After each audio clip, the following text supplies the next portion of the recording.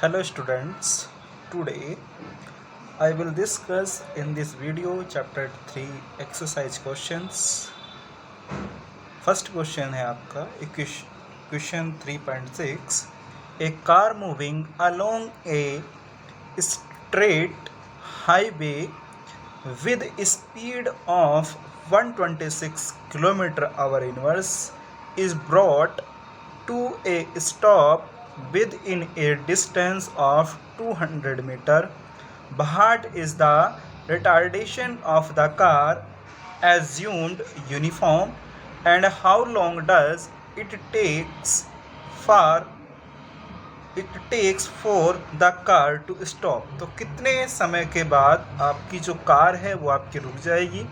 तो पहले तो आपको रिटार्डेशन एक्सेलेरेशन निकालना है। रिटार्डेशन का मतलब होता है नेगेटिव एक्सेलेरेशन रिटार्डेशन, ठीक है। तो पहले तो आपको यहाँ से रिटार्डेशन मतलब नेगेटिव एक्सेलेरेशन निकालना है, उसके बाद आपको टाइम कैलकुलेट करना है। तो आप देख रहे हो जो स्ट्रीट एक हाईवे है, तो इस पर जो कार की जो स्पीड है 126 km/h इनवर्स है। तो इसे हम मीटर पर सेकंड में चेंज कर लेंगे। तो 126 की मल्टीप्लाई हम 5/18 से कर देंगे, क्योंकि आपको किलोमीटर पर आवर से मीटर पर सेकंड में चेंज करना है। तो 5/18 से यहाँ पर हमने मल्टीप्लाई कर दी, तो सिंप्लीफाई करके 35 मीटर पर सेकंड आ गया। तो ये आपकी इनिशियल वेलोसिटी है। और जब आप यहाँ पर रिटार्डेशन का मतलब क्या होता है, जब आप उस पर ब्रेक लगा रहे हो या जब कार आपकी रुक रही है, तो इसका मतलब जो फाइनल वेलोसिटी हो गई वो आपकी 0 हो गई। तो final velocity of the car v = 0 metre पर सेकेंड, और जो डिस्टेंस आपने ट्रेवल करी वो आपकी 200 मीटर है। तो रिटार्डेशन प्रोड्यूस द कार, कितना रिटार्डेशन आपका प्रोड्यूस हुआ, आपने मान लिया ए, जो आपका एक्सेलेरेशन लेके चलते हैं। तो यहाँ से हम क्या निकाल सकते हैं, ए की वैल्यू फाइंड आउट कर सकते हैं। तो वी की जो वैल्यू है वो आपकी 0 का स्क्वायर, जैसे 35 का square plus 2 multiply by A multiply by S, यहाँ पर 200 हो गया, ठीक है। तो 0 का स्क्वायर माइनस इधर ले आओगे, -35 का स्क्वायर इजिकल टू 400 ए।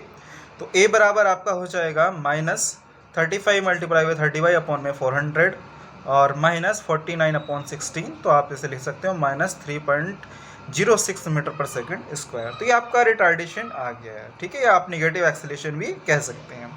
और क्वेश्चन में आपसे पूछा गया है how long does it take for the car to stop, कितने समय के बाद आपकी कार रुक जाएगी। तो आपसे समय भी पूछा गया है। तो b = u + at आप इक्वेशन लगा सकते हो, क्योंकि आपके पास a यहाँ पर काउंट कर लिया है आप लोगों ने, ठीक है। आपने a निकाल लिया है यहाँ पर।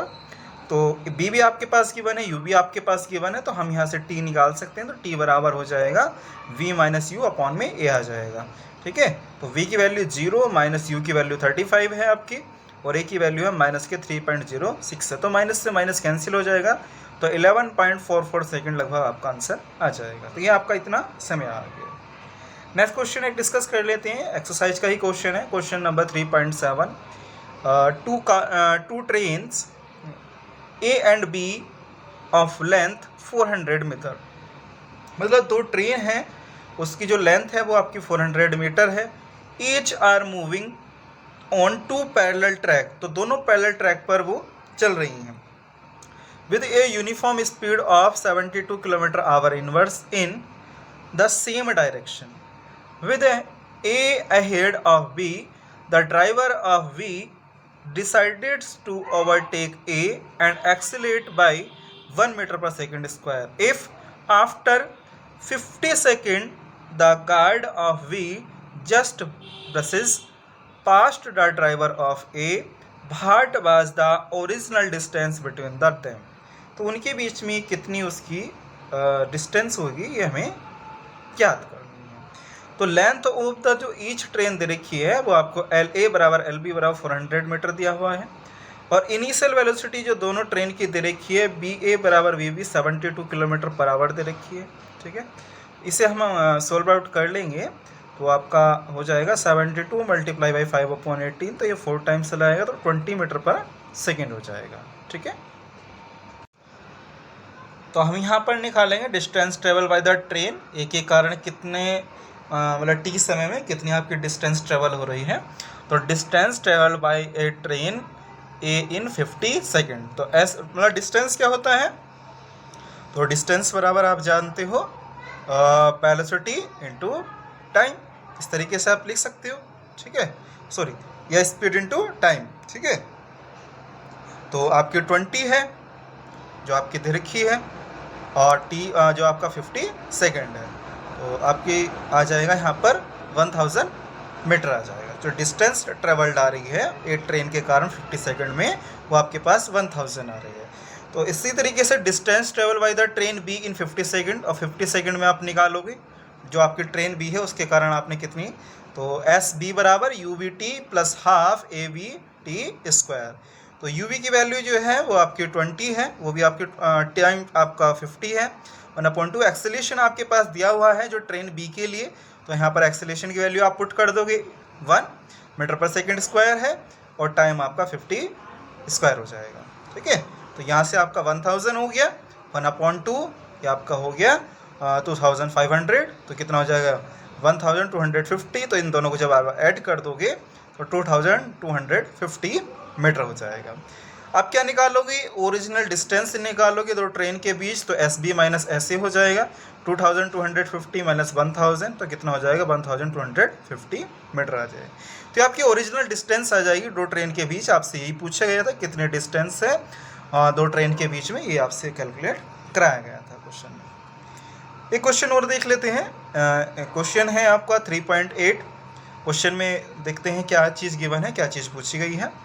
तो ऑन ए टू लेन, मतलब दो लाइन दी हुई हैं, car A is travelling with a speed of 36 kilometre per our, ठीक है। तो मतलब कार दी हुई है, ए की जो स्पीड है वो आपकी 36 किलोमीटर पर आवर है, और two cars B and C approach car A in opposite direction with the speed of 54 kilometre per hour each. तो यहाँ पर देखो ये इसके अकॉर्डिंग ये दोनों आपके अपोजिट डायरेक्शन में है। कौन सा, जो आप दो कार लेके चल रहे दोनों अपोजिट डायरेक्शन में, किसके रेस्पेक्ट में, ए के रेस्पेक्ट में। देखो ये डायग्राम के माध्यम से मैंने बताया भी है, तो दोनों अपोजिट डायरेक्शन में है। इस तरीके से मैंने बी ओ के दिखाया है, और ये दोनों अपोजिट डायरेक्शन में मैंने दिखाई दी है, क्योंकि दिखाया हुआ है approach car A in opposite direction. तो इसकी अप्रोच में दोनों कार दिखाई है, एक मतलब तो एक सेम डायरेक्शन, दूसरी अपोजिट डायरेक्शन में होगी। तो एट ए सर्टेन इंस्टेंट, मतलब किसी पर्टिकुलर टाइम में, when the distance A B is equal to A C. तो ए बी जो डिस्टेंस है, दिस इज ए बी, ये डिस्टेंस आपकी A B is equal to A C. तो A B distance equal to कितनी दे रखी है, बोथ बीइंग 1 किलोमीटर। तो ये आपके पास 1 किलोमीटर, तो ये डिस्टेंस भी आपकी 1 किलोमीटर है, और ये वाली भी आपकी 1 किलोमीटर है। B decides to overtake A before C does, what minimum acceleration of car B is required to avoid an accident। तो कितने मिनिमम एक्सेलेरेशन होगा जो कार बी के लिए आवश्यक है, जिससे हम एक्सीडेंट होने से बच जाएं। तो थोड़ा सा क्वेश्चन को आप मॉडिफाई कीजिए, थोड़ा सा आप समझने का प्रयास कीजिए। देखिए यहाँ पर हम किस तरीके से करेंगे। तो स्पीड ऑफ द जो कार है वो आपकी कितनी है, 36 है किलोमीटर पर आवर है, जो कार ए की है। तो कार ए की 36 किलोमीटर पर आवर है, तो 36 मल्टीप्लाई बाई 5/18 कर लोगे, क्योंकि मीटर पर सेकंड में आपको चेंज करना है। तो ये आपका आ जाएगा 10 मीटर पर सेकंड आ जाएगा इस तरीके से, ठीक है। बाकी आगे देखते हैं, जो आपकी speed of car A and car B की निकालोगे, तो स्पीड ऑफ द कार और कार बी की B B is equal to B C, जो 54 है। इस तरीके से आपकी 54 गिवन है, और 54 को आप मीटर पर सेकंड में चेंज कर लोगे तो 5/18, तो 15 मीटर पर सेकंड हो गया यहाँ से। अब क्या काम करोगे, रिलेटिव वेलोसिटी निकालोगे बी के रेस्पेक्ट में ए की और सी के रेस्पेक्ट में भी ए की। तो रिलेटिव वेलोसिटी हम निकालेंगे, दिस इज बी बी, जिससे आप बोलते हो तो बी बी माइनस बी है। तो जो आपकी आ रही है यहाँ पर जो 15 है और बी आपकी 10 है, ठीक है, और दोनों सेम डायरेक्शन में होती है तो माइनस होती है। तो यहाँ पे 15 माइनस 10 हो गया, तो 5 मीटर पर सेकंड आ गया। इसी तरीके से रिलेटिव वेलोसिटी किसके रेस्पेक्ट में निकालेंगे, सी के रेस्पेक्ट में निकालोगे car, the relative velocity of car C with respect to car A. तो बी सी ए बराबर B C minus B A. तो ये तो 15 तो आपकी थी, कितनी थी, ये आपकी बी बी और बी सी तो सेम है, तो 15 हो जाएगा। लेकिन जब बी सी है वो आपके अपोजिट डायरेक्शन, तो माइनस के 10 लेके चलोगे यहाँ से, तो -10 और बीच में माइनस का सिंबल आ जाएगा। तो आपके पास ये कितनी हो जाएगी, 25 मीटर पर सेकेंड आ जाएगा। और डिस्टेंस जो आप चल रहे हो, जो कार ए और बी के बीच की है, वो आपकी 1 किलोमीटर है। 1 किलोमीटर को आप मीटर में चेंज कर सकते हैं, क्योंकि बाकी सब आप मीटर में चेंज कर रहे हो, तो 1000 मीटर आ जाएगा। अब यहाँ से हम टाइम निकाल सकते हैं। तो टाइम निकालने के लिए क्या निकालेंगे? टाइम t बराबर distance upon relative velocity of car with respect to a। तो a के रेस्पेक्ट में आपके जो कार c की रिलेटिव वेलोसिटी हमें कैलकुलेट करनी है। अब देखें कैसे कैलकुलेट करते हैं। तो यहाँ पर हमने टाइम निकालना है, तो टाइम निकाल लिया डिस्टेंस अपॉन, इस तरीके से हमने लिख लिया। डिस्टेंस आपकी 1 किलोमीटर थी, 1 किलोमीटर को 1000 लिख लिया, और ये जो 25 है ये आपकी स्पीड जो आई थी आपकी सी के रेस्पेक्ट में एक की, तो 25 थी, तो इसे आप डिवाइड करो तो 40 सेकेंड आ जाएगा। हम इसलिए क्यों कर रहे हैं? क्योंकि आपको एक्सेलेरेशन निकालना है। तो एक्सेलेरेशन निकालने के लिए आपको टी की आवश्यकता पड़ेगी, तो इसलिए डिस्टेंस भी आपके पास गिवन है, यूबी भी आपके पास गिवन है, और टी आपने यहाँ से कैलकुलेट कर लिया है, तो आपको आसानी हो जाएगी क्या कैलकुलेट? ए कैलकुलेट करने के लिए। तो एस बराबर U T plus half A T square, ये आप इक्वेशन लगा दोगे, तो इक्वेशन जैसी आपकी लगेगी तो कितना हो जाएगा आपका 1000 U B A into T half A T square, तो 5 मल्टीप्लाई बाई 40 हाफ ए 40 का स्क्वायर, तो 1000 मल्टीप्लाई 200 प्लस 800 ए, तो इसे आप सब्ट्रैक्ट कर लोगे तो 800 इज इक्वल टू 800 ए, तो ए बराबर हो गया 1 मीटर पर सेकेंड स्क्वायर। तो इस तरीके से हमने ये क्वेश्चन सॉल्व किया है, आसान क्वेश्चन था। तो इस तरीके से हमें एक्सेलेरेशन निकालना था। एक क्वेश्चन और देख लेते हैं, इंपॉर्टेंट क्वेश्चन है। Question number 3.18, a police van moving on a highway with a speed of 30 km per hour fires a bullet at a thief's car speeding away in the same direction with a speed of 192 km per hour. If the muzzle speed of the bullet is 150 meter per second, with what speed does the bullet hit the thief of the car.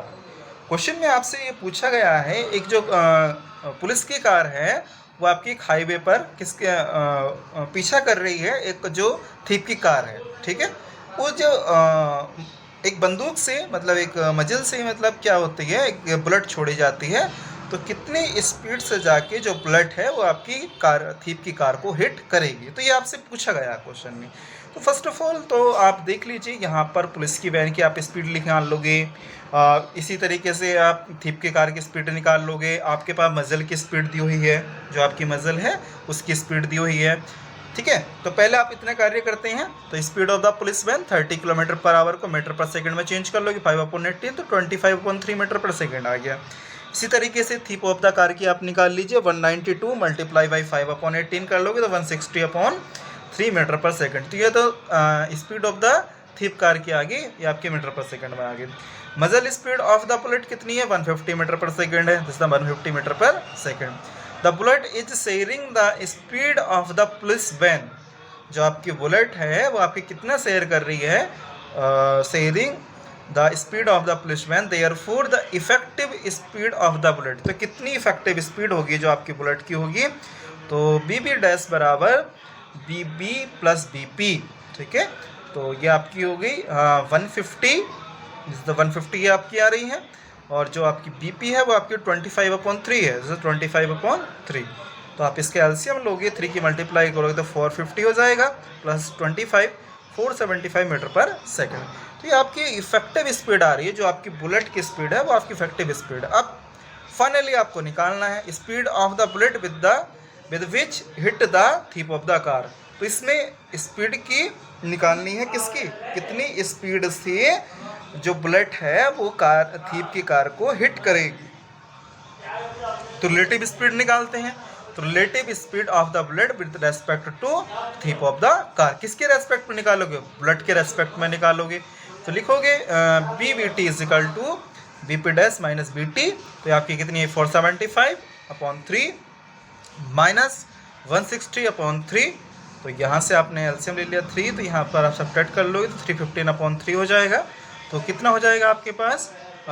105 metre पर second.